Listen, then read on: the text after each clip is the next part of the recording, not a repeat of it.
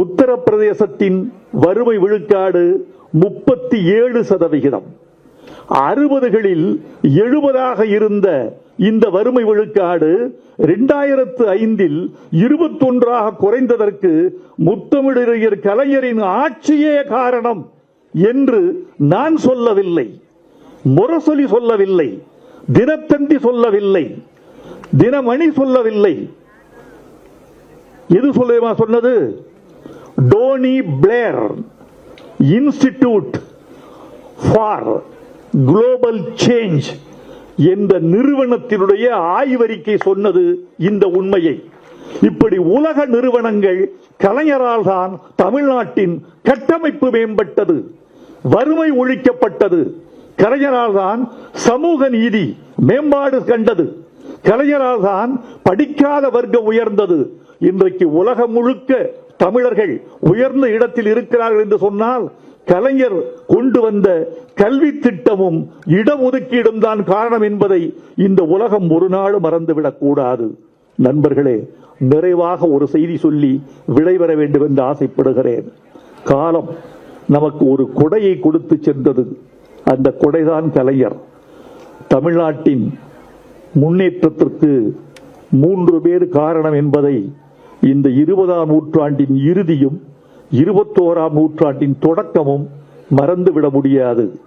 ஒன்று பெரியார், ஒன்று அண்ணா, ஒருவர் கலைஞர். இந்த மூவரில் யார் நமக்கு அதிகம் பயன்பட்டவர்கள் என்று நான் யோசித்து பார்க்கிறேன். இப்படி சொல்வதற்காக என்னை யாரும் பழிக்க வேண்டாம் என்று கேட்டுக்கொள்கிறேன். நான் சொல்வதில் தர்க்கம் இருக்கிறது.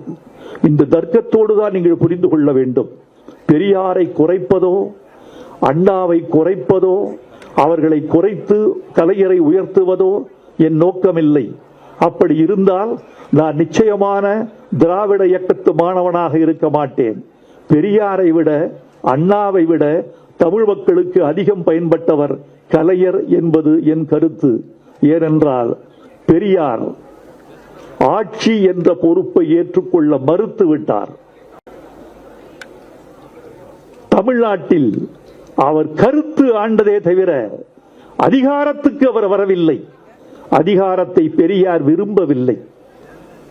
அண்ணா ஆட்சிக்கு வந்தார். காலம் அவரது ஆயுளை பறித்து விட்டது. அதிகம் ஆள முடியவில்லை.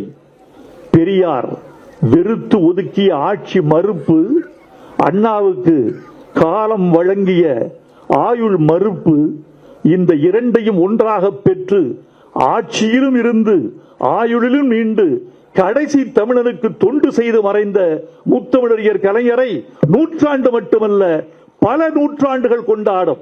இந்த ஒரு நூற்றாண்டல்ல, சில நூற்றாண்டுகளுக்கு பிறகும் கூட என்னை போல் ஒரு கவிஞன், ஒரு பேராசிரியன், ஒரு உலகம் தெரிந்தவன், வாழ்க்கையை அறிந்தவன், வரலாறு படித்தவன் இந்த மேடையில் வந்து பேசுகிற போது கலைஞருக்கு இந்த சமுதாயம் கடமைப்பட்டிருக்கிறது என்று சொல்லுவான்.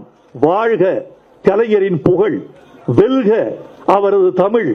இந்த விழாவை ஏற்பாடு செய்த தமிழ்நாட்டு அரசுக்கும், ஜவஹர்லால் நேரு பல்கலைக்கழகத்துக்கும், சாகித்ய அகாடமிக்கும், இந்த விழாவை முற்றும் இருந்து கேட்ட என் தமிழச்சாதிக்கும் என் நன்றியை, வணக்கத்தை சொல்லி விடைபெறுகிறேன்.